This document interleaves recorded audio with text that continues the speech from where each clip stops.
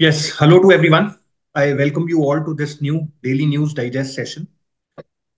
ये सेशन हम daily basis पे कर रहे हैं और इसका एजेंडा है that we are going to simplify the newspaper, the various newspapers and the articles and जो आर्टिकल्स हमें एग्जाम पॉइंट ऑफ व्यू से इंपॉर्टेंट लग रहे हैं we are going to pick pick those articles up and simplify those articles for you. तो उसी कड़ी में मेरे पास आज दो आर्टिकल्स हैं which I have taken up from the Indian Express. पहला आर्टिकल जो है वो जो एक्सप्लेन सीरीज है उसका क्लाइमेट चेंज के ऊपर आर्टिकल है, why the world needs a global plastic treaty. मतलब एक सजेशन है क्यों एक प्लास्टिक ट्रीटी की हमें जरूरत है, because this is a very important and significant problem which the world is facing.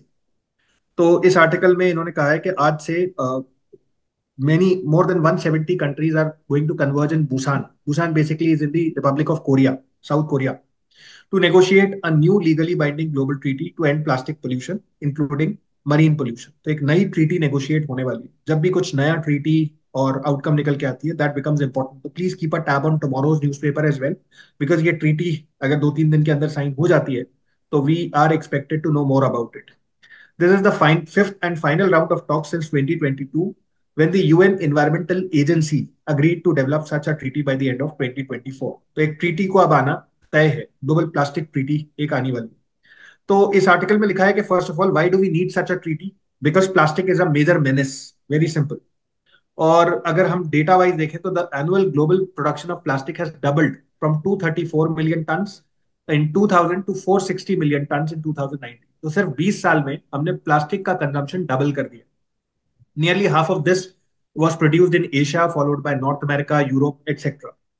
And this data becomes important। तो इसको आप अगर कोई क्वेश्चन आता है प्लास्टिक ट्रीटी के ऊपर तो इस डेटा को कोट कर सकते हैं। इसके अलावा what also remains to be seen is कि प्लास्टिक को माइक्रो प्लास्टिक्स और नैनो प्लास्टिक्स में भी कई बार डिवाइड कर दिया जाता है, that is a major concern. And बहुत सारे एनवायरमेंटल और हेल्थ रिलेटेड कंसर्न इससे जुड़े हुए हैं, prominent among them being cancer, diabetes, reproductive disorders, neurodevelopmental impairments, etc. All these are caused due to plastic pollution। फिर यहाँ इस आर्टिकल में लिखा है कि इन 2020 3.6% of greenhouse gas emissions, with 90% of those quantifiable emissions coming from plastic production which use fossil fuels as raw material। तो fossil fuels apart from that एक by product के रूप में plastic pollution they remain a very important या very significant source of concern. India contributes to a fifth of global plastic product pollution. ये data important हो जाता है because population wise we are country which has around 18% of the world population, but plastic में contribution भी हमारा काफी ज्यादा है and this is a cause of concern. And our emissions account to around 9.3 million tons, which is significantly more than the countries next in list, which are Nigeria 3.5, Indonesia 3.4, and China 2.8। This is concerning because China has a limited amount of plastic pollution. We emit more than 3 times the amount of plastic compared to China. So it is not something which we should be happy about। फिर इसके नीचे लिखा हुआ है कि ये कुछ keywords की बात हुई है। Talks on just transition. Just transition शब्द को मैं अगर सिंप्लीफाई करूं तो इसका मतलब ये है कि अगर ये ग्लोबल प्लास्टिक पे कोई ट्रीटी होती है तो ऐसा नहीं है कि कल से पूरी तरह से प्लास्टिक का कंजम्पशन बंद हो जाएगा। It is going to happen gradually over a period of time, and this is what is called just transition, wherein people who are associated with plastic industry they should be given some time to transition to certain other industry, ताकि उनको कोई livelihood related problem या concern ना आए। उससे related ये चीज है। फिर इस आर्टिकल में नीचे जो टर्म्स लिखे हुए हैं जैसे inter governmental negotiation committee, they are basically negotiating this particular thing. अब इंडिया का स्टैंड क्या है? तो आर्टिकल कह रहा है कि India has made it clear that it does not support any restrictions on the production of polymers. Any restrictions are beyond the mandate of United Nations Environmental Agency's resolution adopted at Nairobi। The country has also sought the inclusion of financial and technical assistance। तो हमने ये बात की है कि ठीक है plastic का पोल्यूशन या प्लास्टिक से जुड़े हुए जो प्रॉब्लम्स हैं उनको हम कम करने के लिए तैयार हैं, but we need financial and technological assistance for the same. तो if you are willing to provide them we are happy and we are going to work on that front. On the exclusion of harmful chemicals used for plastic production, India has said that any decision should be based on scientific studies and the regulation of such chemicals should be regulated domestically। Apart from this, India has banned the use of single-use plastics covering 19 categories in 2022। हमने single-use plastics को ban करके रखा हुआ। However, the country has said that a decision on the issue of including certain plastic items for phase out in the final treaty should be pragmatic That means we do not intend to transition. It has to be a just transition. Abrupt transition के लिए हम तैयार फिलहाल नहीं है. For scientific and safe waste management, the country wants a mechanism to be established to assess infrastructural requirements. India has also said that there must be an assessment of the financial resources needed for waste management, as well as availability of adequate, timely and predictable financial resources. तो हमारा stand काफी साफ है.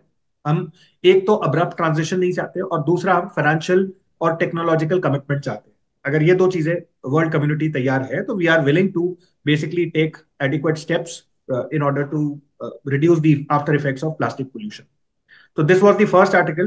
एक article और है, बहुत छोटा सा है. India's PSLV to launch world's first paired satellite for sun's outer secrets.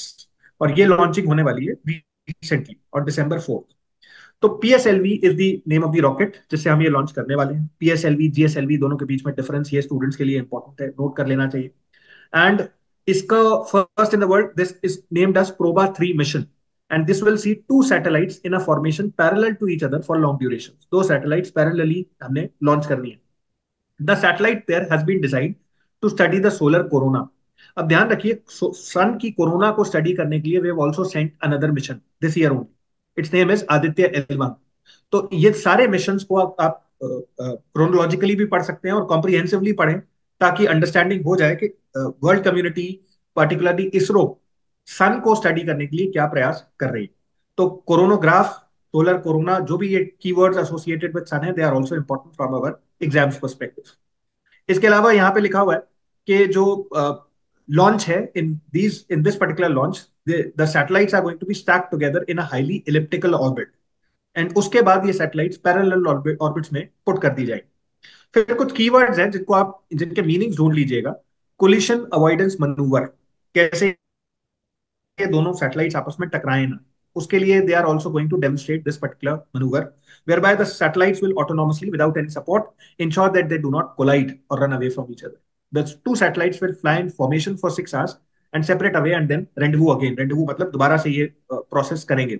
The benefit of having the two components for solar corona study on different satellites is that instruments larger than what can be accommodated on one satellite can be achieved in space. तो एक satellite में उतनी जगह नहीं थी जितने space में items भेजना था. इस वजह से दो पैरेलल सैटेलाइट्स को भेजने का प्रयास किया जा रहा है. This will allow scientist to study fainter signals from smaller or more distant objects, which usually cannot be caught by one single satellite. तो ये इसका इंटेंट है. This is a work in progress. December 4th को जब ये satellite को finally भेजा जाएगा स्पेस में, ये दोबारा न्यूज में आएगी और हम उसको फिर दोबारा कोशिश करेंगे एग्जाम पॉइंट ऑफ व्यू से कवर करने की. तो with this I would now like to invite Gaurav sir to take this discussion forward. Thank you, sir. So before going into my article, I like to point out some insight from my side to your like first article जो आपने बताया plastic pollution का. तो उसमें एक तो आपने बताया कि ये जो प्लास्टिक्स होते हैं ये एक तरह से इंडोक्राइन डिसरप्टर्स होते हैं. तो I like to share with student that my PhD was in the same topic. ठीक है. तो ये बिस्फिनॉल ए होता है, ये इंडोक्राइन डिसरप्टर्स होता है just because it mimics the action of जो कुछ हार्मोन्स होते हैं, फीमेल हार्मोन्स होते हैं जैसे एस्ट्रोजन, उसका स्ट्रक्चर उसके से मिलता जुलता है. तो it causes abrupt signal transduction and it leads to the cancer. तो एक तो ये स्टूडेंट बात जान सकते हैं. दूसरा ये दो तीन कन्वेंशन है. एक नैरोबी कन्वेंशन हुआ है, एक होनोलुलु स्ट्रेटेजी है प्लास्टिक को बीट करने का, और इंडिया का जो एक अपना मंत्र है RRR, रिड्यूस रीयूज रिसाइकल, जो पीएम का मंत्र है वो स्टूडेंट अपने आंसर्स में हमेशा डाल सकते हैं. Always beneficial. So now moving to my article. It is from today's edition of Indian Express, and I feel this is very very important article. And this particular author Ashok Gulati ji, ये मुझे बहुत पसंद है particularly, और इनके आर्टिकल जो बहुत insightful होते हैं एग्रीकल्चर से फील्ड से रिलेटेड. तो इन्होंने एक अपना इंसाइट दिया है कि how we can beat the pollution that is currently gripping the Delhi for the past many years. Like Delhi जो होता है ये विंटर आता है और उसके चपेट में आ जाता है. तो इसका एक पहले इन्होंने बोला एक डायग्नोसिस, प्रॉपर डायग्नोसिस होनी चाहिए that what are the reasons for this rise in meteoric rise in the smog, and then what policies can be adopted to mitigate it, and इसको कॉम्बैट करने के लिए हम क्या कर सकते हैं. So he is particularly mentioning that for the last few years almost every November ये जो एक स्मॉग का फिनोमिना होता है दिल्ली में ये होता है. और इन्होंने एक एयर क्वालिटी लाइफ इंडेक्स की बात करी है जो ये बताता है कि इन्होंने ये जो पॉल्यूशन है, ये लाइफ एक्सपेक्टेंसी जो दिल्ली में है उसको उन्होंने 11.9 ईयर्स कम कर दिया। ये बहुत अलार्मिंग फिगर है, इसको आप अपने आंसर्स में कोट कर सकते हैं, ठीक है। फिर ये बोल रहे हैं कि how can we fight this war against the polluted air, यहाँ से एक तरह से स्टार्ट होता है। तो first he is saying that we we need a credible diagnosis, कि वे हमें पता चले कि पॉइंट सोर्सेस क्या है पॉल्यूशन के, इन इंस्टीट की लक वी स्टार्ट फाइटिंग कि इस स्टेट से आ रहा है उस स्टेट से आ रहा है। तो we need a first of all we need a what is diagnosis, then will go for the prognosis. तो यहाँ पे बात, and second we need appropriate policies and products to fight it. Then he is making a sort of we students should know that there is some sort of geographical region, environmental region that is responsible for this advent of pollution in Delhi in the month of November. So एक geographical terms होता है temperature inversion का, stability का एक होता है कि we all know जब high pressure sets in their is stability की एक फिनोमिना आती है। तो स्टूडेंट शुड नो कि स्टेबिलिटी से कैसे पॉल्यूशन जो होता है वो स्टक हो जाता है। तो he is mentioning that as winter sets in, wind velocity slows down in the Himalayan shade and pollutants 2.5 जो है वो hang in the air. But what are the other sources of these pollutants? तो उन्होंने एक IITM जो Indian institute of tropical metrology Pune है उसका एक अपना रिपोर्ट है, तो ये भी स्टूडेंट कोट कर सकते हैं दैट नवंबर के महीने में स्टबल बर्निंग जो है वो पीक किया। 35.8% उसका एक पार्ट था कि पॉल्यूशन को लेवल को बढ़ाने में। Then there other sources like vehicular emissions भी है, इंडस्ट्रियल इमिशंस है, रोड का डस्ट है, and construction activities, and then pollution coming from the adjacent regions as well. So these are like major reasons, and in the November the stubble burning का एक जो contribution होता है वो बढ़ जाता है। Then he is saying that what can measures be taken so that we can tackle it. तो फर्स्ट ही saying कि ये जो स्टेबल बर्निंग होती है एग्जैक्टली होती क्यों है, क्योंकि हरियाणा पंजाब में we grow paddy, but Haryana Punjab we not the natural farming zone of paddy. तो हमने एग्जैक्टली उन्होंने पैडी क्यों क्यों एक तरह से अडॉप्ट किया, because government assures MSP on the paddy. ठीक है, एमएसपी पैडी के लिए देती है कि we will buy back your paddy, and उसके लिए क्या होता है, उसके लिए क्या होता है, they give many sort of remissions in the power tariff में देते हैं, वो पानी के लिए देते हैं और बहुत सारे चीजों के लिए देते हैं। And it become detrimental for the economics also, it becomes detrimental for the environment also. In the terms of environment, जो ये पैडी की स्टैंडिंग क्रॉप है, इट एमिट्स मीथेन, ये डायरेक्ट पॉल्यूशन है कि methane green house gas emission है। And indirect way में आप जब पावर में एक तरह से टैरिफ में आप उनको दे रहे हैं, एक तरह से रिबेट दे रहे हैं, then they are the indiscriminate use of power. And उससे क्या होता है कि अल्टीमेटली तो कार्बन डाइऑक्साइड कहीं ना कहीं से निकल रहा है ना पावर पावर को जनरेट करने के लिए। तो इनडायरेक्ट और इनडायरेक्ट इमिशन दोनों हो रहे हैं। तो he is saying that these state should incentivise the farmers to diversify their, कि हम उसके जगह हम जो पल्सेस हैं उसको हम उगाएं। ठीक है, पल्सेस उगाएं। गवर्नमेंट जिस तरह से एमएसपी में पैडी खरीद रहे हैं, they should ensure that they should take the pulses also. तो it will save money from the like government is giving for the like power rebate दे रही है, या पानी में रिबेट दे रही है, या फर्टिलाइजर्स में रिबेट दे रही है, वो एक तरह से कम होगा। And then farmers will be assure that their pulses will be also taken by the centre and state at the remunerative prices at the MSP levels. तो उस तरह से वो इंसेंटिवाइज कर सकते हैं कि पैडी को हम किसी तरह से, एक तरह से हमको एक कल्चर बनाना है कि जो पैडी का एक कल्टीवेशन हो रहा है पंजाब हरियाणा में, we should bring it down. Then second major what he is saying that we should expedite implementation of Delhi electrical vehicle policy. Policy aims for 25% of all new vehicles registration by EV by 2024। वो उसकी बात करें कि इसको हमको expedite करने की जरूरत है। ये विंटर आता है, हम कहते हैं ऑड इवन करना हम स्टार्ट कर जाते हैं। बीएस हमने देखा BS3 BS4 जो गाइडलाइंस के व्हीकल्स हैं उनको बंद कर दिया गया। तो इससे बेहतर ये है कि हम लॉन्ग टर्म पॉलिसी लेके चले और एक तरह ईवी व्हीकल्स जो है उसको प्रमोट करें। And third he is saying to introduce innovative technology to capture air pollutants such as installing vacuum cleaning towers। जो स्मॉग टावर्स होते हैं दिल्ली में एक दो जगह लगे हैं, सीपी में लगा, कॉनॉट प्लेस जो एक एरिया है वहां पे लगा है, और कहीं कहीं लगा है। तो बट इसको है कि वॉर स्केल पे हमको ले जाना है। चाइना का मॉडल आप देख सकते हैं कि उनमें बहुत सारे स्मॉग टावर्स लगे, तब जाके चाइना का पॉल्यूशन जो है वो कंट्रोल में आ पाया। So I feel this is very very important article from the point of view like agriculture का कोई क्वेश्चन आता है उस पर भी ये काम करेगा। कोई इन्वायरमेंटल पॉल्यूशन से आपसे आपकी राय मांगी जा रही है, क्रिटिकली एनालिसिस मांगी जा रही है, तो उसमें भी ये आर्टिकल बहुत काम का है। So I feel this is very important article, इसको आप अच्छे से करें. So with this my part comes to end. Now I invite Manish sir to carry forward this discussion. Thank you. I have two articles. The very first one is talking about the urban infrastructure financing. इसमें need क्या है and what are the shortcomings. तो this article is talking about कि our overall population, urban population is going to increase by double numbers. जो currently 400 million से that is going to be 800 millions in next 3 decades. और यहाँ पे फिर एक world bank की जो रिपोर्ट आती है, according to that report India needs 70 lakh crore by 2036 to meet its urban infrastructure needs. तो यहाँ पे फिर दूसरे पार्ट में आर्टिकल बात करता है कि इशू क्या है लोकल लेवल पे. तो फर्स्ट इशू यहाँ पे आता है कि जो शॉर्टकमिंग्स है फंड के. For example since 2002 municipal finance has stayed at just 1% of the GDP, जो कि बहुत कम है अकॉर्डिंग टू द नीड. दूसरा यहाँ पे बात आता है, पॉइंट निकल के आता है, अकॉर्डिंग टू जो 15 फाइनेंस कमीशन की रिपोर्ट आई थी, वहां पे जो जो भी फंड एलोकेट किया जाता है अर्बन बॉडीज को, उसका 23% वो रिमेन अनस्पेंट रहता है, वो यूज नहीं कर पाते हैं. और इसके लिए दो एग्जांपल है. पहला है Atal mission for rejuvenation of urban transformation AMRUT की, इसमें 80% ही फंड का यूटिलाइजेशन हुआ है. दूसरा है स्मार्ट सिटीज मिशन में, जिसमें 70% ही फंड का यूटिलाइजेशन हुआ है. तीसरा पॉइंट यहाँ पे निकल के आता है कि जो पीपीपी मॉडल है, पब्लिक प्राइवेट पार्टिसिपेशन का, इसका कंट्रीब्यूशन कहीं ना कहीं ईयर बाय ईयर कम हो रहा है अर्बन इंफ्रास्ट्रक्चर फाइनेंसिंग में. तो ये तीन इश्यूज इसमें निकल के आता है. फिर दूसरे पार्ट में आर्टिकल बात करता है वे फॉरवर्ड क्या हो सकता है.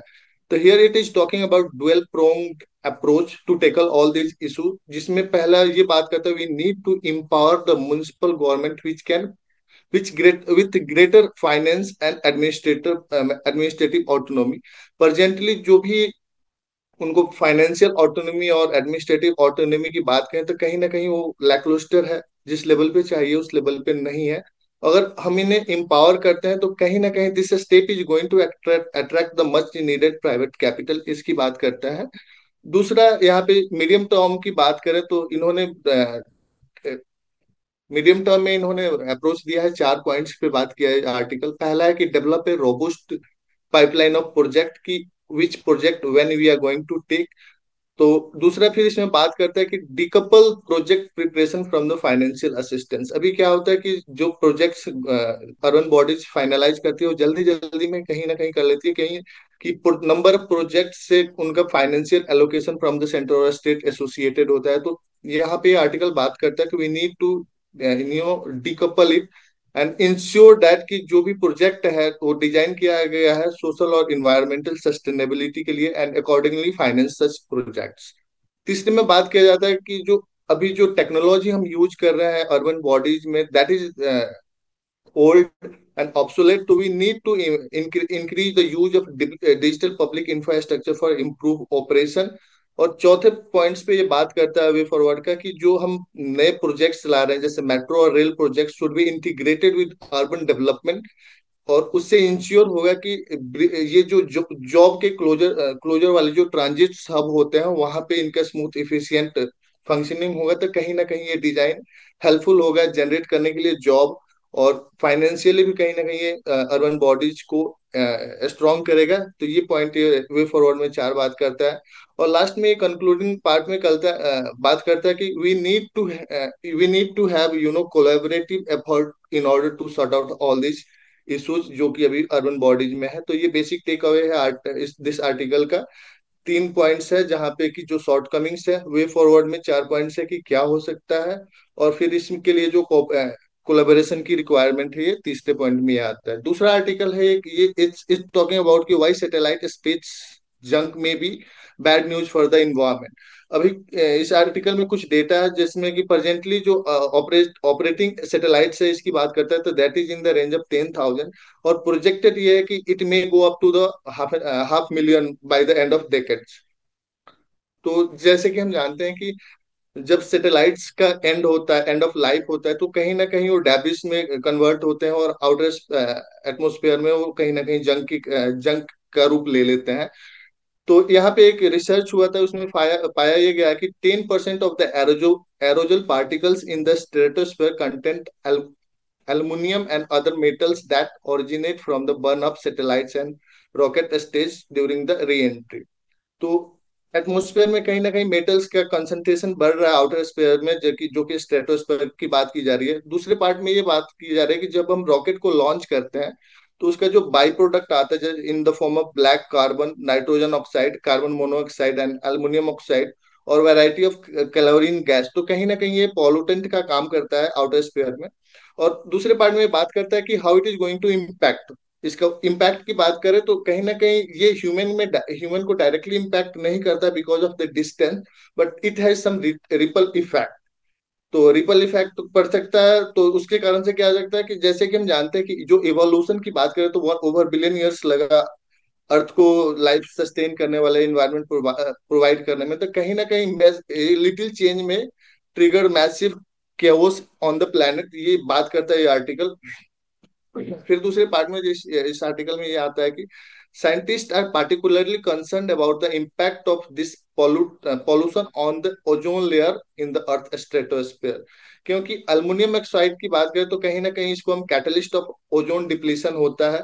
और फिर यहाँ पे मॉन्ट्रियल प्रोटोकॉल ऑफ 1987 की बात कर रहा है आर्टिकल, जो कि है ओजोन को हमें प्रोटेक्ट करने के लिए जो हमने फेज आउट किया ओजोन डिप्लीटिंग केमिकल्स का, तो ये भी इंपॉर्टेंट है।